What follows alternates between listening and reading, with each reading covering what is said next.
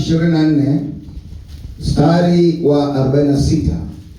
Luka 24 mstari wa 46. Nasoma kwa jina la Bwana Yesu Kristo. Akawaambia, ndivyo ilivyoandikwa kwamba Kristo atateswa na kufufuka siku ya tatu, na kwamba mataifa yote watahubiriwa kwa jina lake habari ya toba na ondoleo la dhambi, kuanzia tangu Yerusalemu. Nanyi ndinyi mashahidi wa mambo haya. Na tazama, nitawaletea juu yenu ahadi ya Baba yangu, lakini kaeni humu mjini hata mvikwe uwezo utokao juu.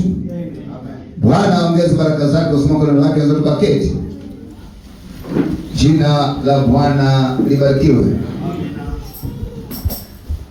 Duniani kuna makanisa mengi.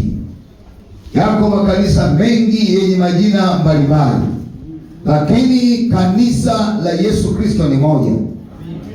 Kanisa la Bwana Yesu ni moja, na lilianza siku ya Pentekoste, na msingi wake ni maandiko. Kanisa hilo tunalipata katika Luka 24 mstari wa 47, na kwamba mataifa yote watahubiriwa kwa jina lake habari ya toba na ondoleo la dhambi, kuanzia tangu Yerusalemu. Kwa hiyo injili ya kweli ya Bwana Yesu Kristo, njia ya kuingia ni toba. Amina. Tawapeleka kidogo siku ya Pentekoste. Siku ya Pentekoste katika Matendo 2. Matendo 2 mstari wa kwanza, hata ilipotimia siku ya Pentekoste walikuwa wote mahali pamoja. Kukaja ghafla toka mbinguni uvumi kama uvumi wa upepo wa nguvu ukienda kasi, ukaijaza nyumba yote iliyokuwa wameketi. Kukawatokea ndimi zilizogawanyikana kama ndimi za moto uliowakalia kila mmoja wao. Wote wakajazwa Roho Mtakatifu, wakaanza kusema kwa lugha nyingine kama Roho alivyowajalia kutamka. Hapa tunaona wote wamejazwa Roho Mtakatifu, lakini unaposoma mstari wa 7, mstari wa 6, basi sauti hii iliposikiwa, makutano walikutanika, wakashikwa na fadhaa, kwa kuwa kila mmoja aliwasikia wakisema kwa lugha yake mwenyewe. Hawa, kumbuka, ni Wagalilaya, wamejazwa na Roho Mtakatifu, wanaanza kunena kwa lugha nyingine kama Roho alivyowajalia kutamka, na kila mtu anasikia kwa lugha yake mwenyewe. Wakashangaa wote, wakastaajabu, wakiambia, tazama, hao wote wasemasi wa Galilaya?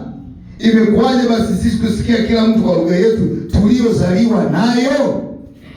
Jina la Bwana libarikiwe. Jina la Bwana libarikiwe. Sasa mstari wa 14 anasema, lakini Petro akasimama pamoja na wale 11, akapaza sauti yake akawaambia, enyi watu wa Uyahudi na ninyi nyote mkao Yerusalemu, lijueni jambo hili, mkasikilize maneno yangu. Sivyo mnavyodhani watu hawa hawakulewa, kwa maana ni saa 3 ya mchana. Anazungumza mbele za saa 3 ya asubuhi, kwamba watu wamesikia kila mmoja kwa lugha yao, na ni saa 3, wakadhani wamelewa, wakaambia hawajalewa. Petro anaanza kuhubiri, akahubiri juu ya kuja kwa Bwana Yesu Kristo, na anasema mstari 32, Yesu huyo Mungu alimfufua, na sisi sote tu mashahidi wake. Basi yeye akisha kupandishwa hata mkono wa kuume wa Mungu na kupokea kwa Baba ile ahadi ya Roho Mtakatifu, amekimwaga kitu hiki mnachokiona sasa na kukisikia. Maana Daudi hakupanda mbinguni, bali yeye mwenyewe amesema, Bwana alimwambia Bwana wangu, keti upande wa mkono wangu wa kuume. Watu wanaendelea kuhubiriwa. Mstari 37, waliposikia haya wakachomwa mioyo yao, wakamwambia Petro na mitume wengine, tutendeje ndugu zetu? Petro akawaambia, tubuni. Petro anawaambia tubuni. Yesu katika Luka 24 mstari wa 47 anaambia dunia nzima itahubiriwa injili ya toba kuanzia Yerusalemu.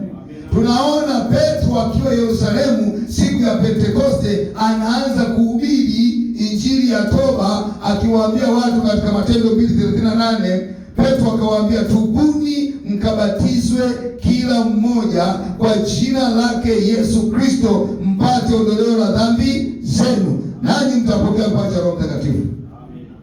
Jina la Bwana libarikiwe. Sasa watu wengi wakiangalia kwa nini jina la Bwana Yesu Kristo badala ya jina la Baba na Mwana na Roho Mtakatifu lililoandikwa katika Matendo 28:19. Hiyo ni rahisi sana unaposoma katika Waebrania 1 anasema, Waebrania sura ya 1 mstari wa 1, Mungu ambaye alisema na baba zetu katika manabii kwa sehemu nyingi na kwa njia nyingi, mwisho wa siku hizi amesema na sisi katika Mwana aliyemweka kuwa mrithi wa yote, tena kwa yeye aliufanya ulimwengu. Kwa hiyo Mwana ni mrithi wa kila alicho Mungu. Amina. Maana yake amerithi uweza, amerithi uungu, amerithi jina, amerithi mamlaka. Ndio maana alisema mamlaka yote ya mbingu na dunia nimepewa mimi Yesu. Anazungumza hiyo katika Mathayo 28 mstari wa 18. Jina la Bwana libarikiwe. Kwa hiyo kwa kuwa Mwana amerithi kila kitu, ndio amerithi mpaka jina. Ukitaka kujua jina la Baba, amerithi Mwana. Ukisoma mstari wa 4, amefanyika bora kupita malaika kwa kadiri ya jina alilolithi lilivyo tukufu kuliko lao. Kwa hiyo Waebrania 1:4 inazungumza Yesu amerithi jina kutoka kwa Baba. Amina. Hivi unataka kumjua Baba anaitwa nani? Angalia Yesu anaitwa nani. Ukitaka kujua uwezo wa Baba, angalia uwezo wa Yesu. Sababu Yesu amerithi kila alicho Baba. Kwa hiyo akisema Yesu amesema Baba, kwa sababu amepewa mamlaka yote. Ndio maana alipoambia kila kitu kinafanyika kwa jina langu, Wakolosai 3:17, kila mfanyalo kwa neno au kwa tendo fanyeni yote katika jina la Bwana Yesu Kristo. Kwa nini? Walijua ndio jina la Baba, ndio jina la Mwana na ndio jina la Roho Mtakatifu. Ndio maana waliobatiza watu 3000 siku ya Pentekoste kwa jina la Bwana Yesu Kristo baada ya kutubu. Kwa hiyo injili iliyokusudiwa kuhubiriwa duniani ni injili ya toba. Sasa tutaenda kuangalia vitambulisho vitano dhahiri vya kanisa la kweli la Mungu aliye hai. Kanisa la kweli la Mungu aliye hai lina vitambulisho vitano.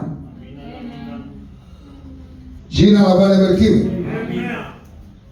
Na tukiangalia, unajua watu wengi sana wamejiaminisha kwa maneno ya watu, lakini ukisoma katika Warumi 3:4 anasema let God be true and every man a liar. Yaani Mungu peke yake ndio awe mkweli, kila mwingine awe nani? Muongo. Kwa hiyo ukitaka kujua ukweli unaupata kwenye Biblia peke yake. Hicho ndio kusema kweli. Jina la Bwana libarikiwe. Kwa hiyo Yesu anakuja kuchukua kanisa la aina gani? Bwana Yesu anakuja kuchukua kanisa lisilo na doa wala wa. Ni kanisa la aina gani? Kanisa lisilo na wa wala kunyanzi. Tunawezaje kuwa hilo? Kwa kuwa wafu katika Kristo, tukabatizwa kwa Roho Mtakatifu kuwa katika mwili wake wa siri, na upatanisho wa damu ya mwana wa Mungu umewekwa pale kwa ajili yetu sisi kwa ajili yetu sisi kila saa ya siku. Jina la Bwana libarikiwe. Kisoma katika Waefeso sura ya 5 mstari wa 27 na 26. that he might sanctify and cleanse it with the washing of the water by the word. Ili makusudi litakase na kulisafisha kanisa lake kwa maji ya neno, apate, mstari 27, apate kujiletea kanisa tukufu, that he might present it to himself a glorious church, not having spot, yani kanisa ambalo Yesu anaenda kulipokea halina doa hata moja, or wrinkle, halina kunyanzi hata moja, or any such thing, but it should be holy, lakini litakuwa takatifu, without blemish, lisilo na mawaa yoyote. Kama Waefeso 5:27 ni kweli, kuna kazi ya kufanya. Jina la Bwana libarikiwe. Kuna kazi ya kufanya. Watu wanatiana moyo katika ujinga, lakini kuna kazi ya kufanya. Yesu anakuja kulichukua kanisa lisilo na doa wala waa, watu waliojitoa kweli kweli, na lazima Alfa awe Omega. Kanisa la kwanza, Anania na Safira kwa kusema uongo walikufa madhabahuni. Leo hii ukiangalia mshirika tapeli, mchungaji tapeli, shemasi tapeli, hapo zaidi kanisa hizo ndio kuja kulichukua. No. Kuna mchele mahali. Jina la Bwana libarikiwe. Yesu anakuja kulichukua kanisa lisilo na doa wala waa. Mtu anaweza katunga shuhuda mpaka watu mkatoa machozi, kumbe ni ya uongo. Jina la Bwana libarikiwe. Jina la Bwana libarikiwe. Kwa hiyo Yesu anakuja kulichukua kanisa lisilo na doa wala waa, takatifu, lisilo na mawaa. Anasema should be holy without blemish, halina lawama yoyote. Kwa hiyo mshirika wa kanisa hilo akisimama hivi, hakuna mtu anaweza kumnyoshia kidole. Nilimwona analewa, hakuna. Nilimwona anazini, hakuna. Nilimwona anasema uongo, hakuna. Nilimwona anaiba, hakuna. Nilimwona anatukana, hakuna. Nilimwona anakula magendo, hakuna. Yaani ukimchunguza hana waa. Ukifikia level hiyo, wewe ni sehemu ya hilo kanisa. Kama hujafikia, unacheza kwenye maji machafu. Jiandae kwenda na maji ya kuzimu. Jina la Bwana libarikiwe. Leo watu wanasema kanisani wanataka waende wakahubiri injili ya kupetiwa na kuchomwa ndani ya mbinguni. Kanisa lili hubiri injili ya toba. Toba inasukua moyo mpaka unasikia maumivu kwamba mdhambi anaenda kuangalia jehanamu. Jina la Bwana libarikiwe. Heri ni hubiri ukweli kuliko kudanganya. Na nina wajibu wa kuhubiri ukweli au kutohubiri kabisa.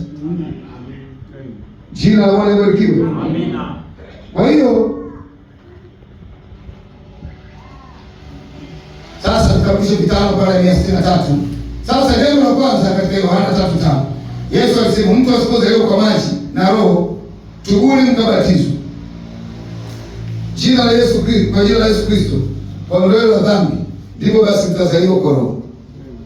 Kuzaliwa kwa maji na kuzaliwa kwa Roho.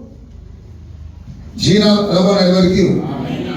Kuzaliwa kwa maji ni rahisi sana. Unatubu, unaenda unabatizwa. Kuzaliwa kwa Roho, ujazwa Roho anatoa mwenyewe Yesu Kristo. Lazima utimize vigezo. Usipotimiza hakujazi hata milele, hata kujaza. Mpaka utimize vigezo. Jina la Bwana libarikiwe. Amina. Kwa hiyo, enyi watu, hivi ndivyo tunavyokuja kwa kanisa, kwa jambo la kanisa.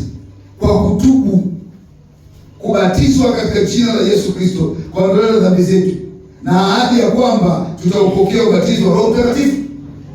Na ubatizo wa Roho Mtakatifu, watu wote duniani wanatakiwa wafuate maelekezo ya Biblia. Sasa watu leo wanatumia kunena kwa lugha kama kiki za kuaminisha watu kwamba wao ni wa kiroho. Haitakiwi hivyo, kwa sababu tuko kujiaminisha kwa watu, tuko kumtumikia Kristo.